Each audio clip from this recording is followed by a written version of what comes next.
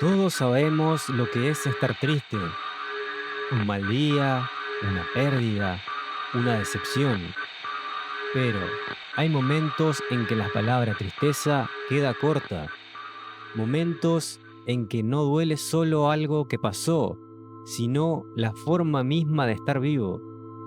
La cama pesa como si fuera de piedra, el tiempo no avanza, el futuro no promete nada, el mundo sigue ahí, pero ya no llama.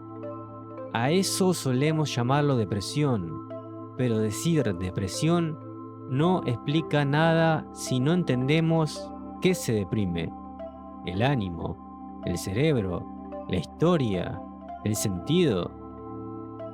Hoy quiero proponer otra manera de pensarla, no como una cosa única, sino como un fenómeno de múltiples capas: biológica, social, psicológica y existencial, como una grieta que atraviesa el cuerpo, la biografía y la manera de mirar la vida.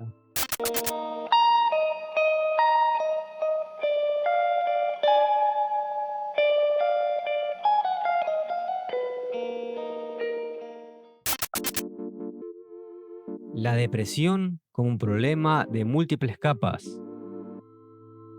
Durante mucho tiempo se buscó una causa única para la depresión. Primero fue moral, falta de carácter. Después fue biológica, déficit químico. Luego psicológica, traumas, conflictos, duelo. El problema es que la depresión no obedece a una sola lógica, es un fenómeno multideterminado.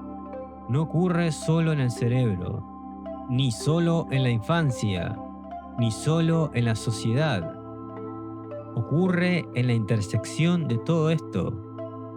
Un mismo paciente puede tener vulnerabilidad genética, historia temprana de vínculo frágil, dificultad para elaborar pérdidas, una vida actual sin sentido percibido. Nada de eso se excluye. Por eso la depresión no es solo estar triste, es una modificación profunda de la relación con el tiempo. El futuro se vacía, el pasado acusa, el presente pesa. La relación con el cuerpo. Moverse cuesta como si hubiera gravedad extra. La relación con el mundo. Las cosas ya no atraen, no convocan. La relación consigo mismo. El yo se siente pobre, indigno, falso o vacío.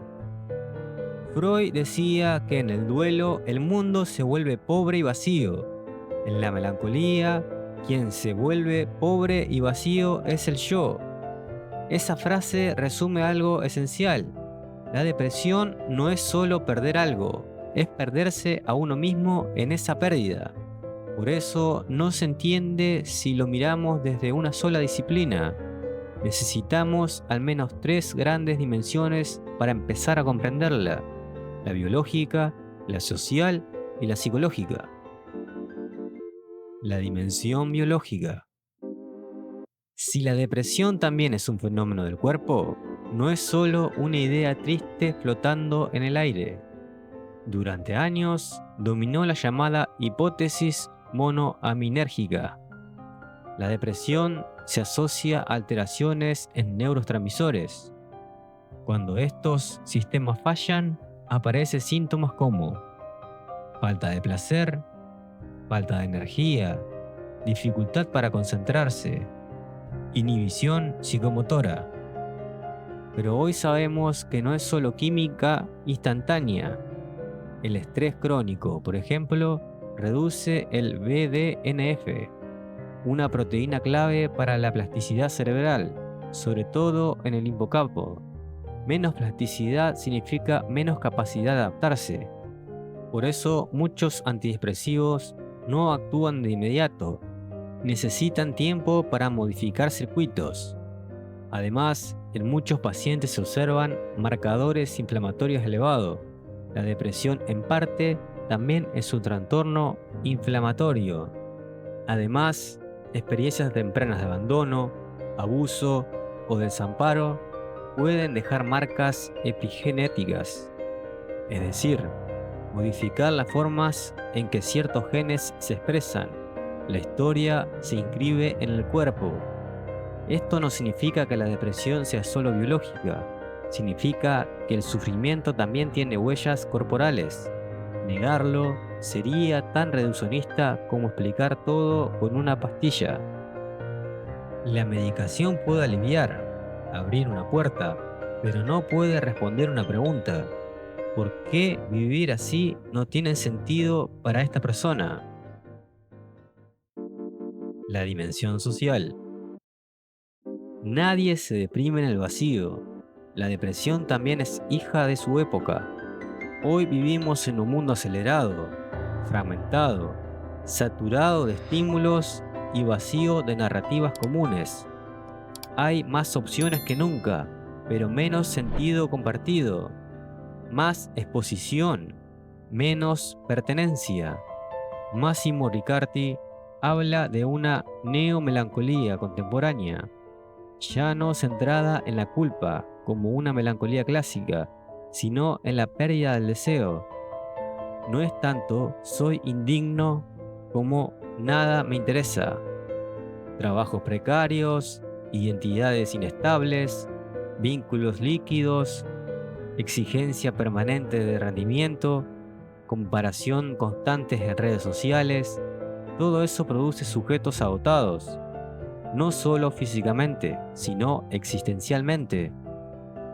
La depresión actúa muchas veces detrás de todo esto. Se desliza como cansancio crónico, apatía, sensación de estar viviendo una vida que no es propia. No toda depresión es social, pero ninguna es completamente asocial. La pregunta no es solo qué le pasó a esta persona, sino también en qué mundo le tocó vivir.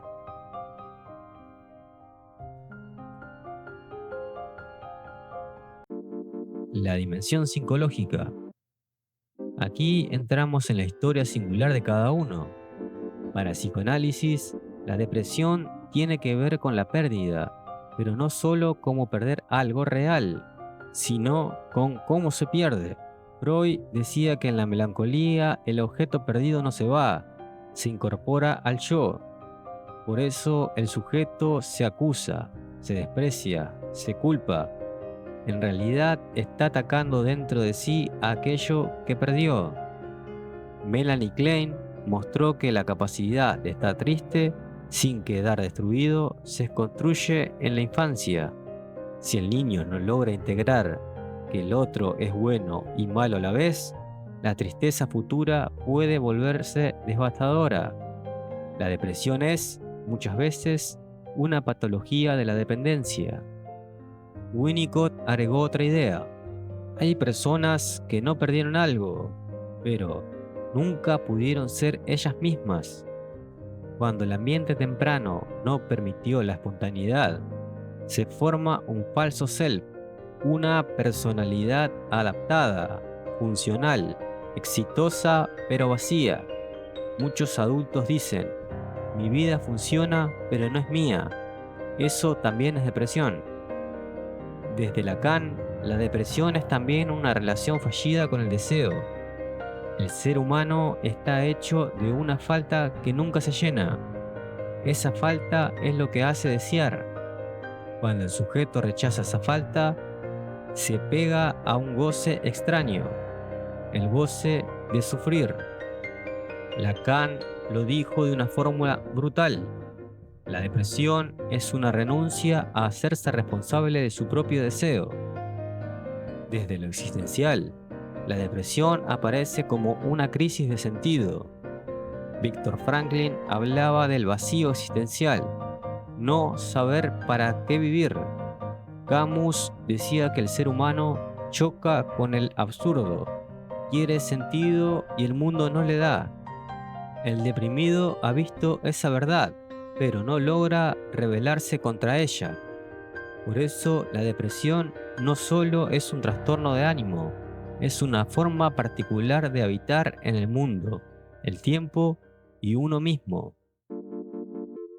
Conclusión. La depresión no es una cosa, es una experiencia compleja donde se cruza cuerpo, historia, sociedad y sentido. No se reduce a serotonina baja, no se explica solo por traumas, no se cura solo con voluntad, no se resuelve solo con pastillas. La depresión es el momento en que la vida pesa y no conduce a ningún lado. Por eso su abordaje también debe tener múltiples capas: biológica, psicológica, social, aliviar el cuerpo, entender la historia, revisar los vínculos y volver a hacer posible la pregunta por el sentido. Tal vez la pregunta final no sea ¿cómo elimino la depresión?, sino algo más: ¿qué me está diciendo esta forma de estar vivo sobre mi vida, mis vínculos, mis deseos y mi manera de existir? Porque a veces la depresión no es solo una enfermedad, es una señal extrema de que algo en la forma de vivir ya no puede seguir igual.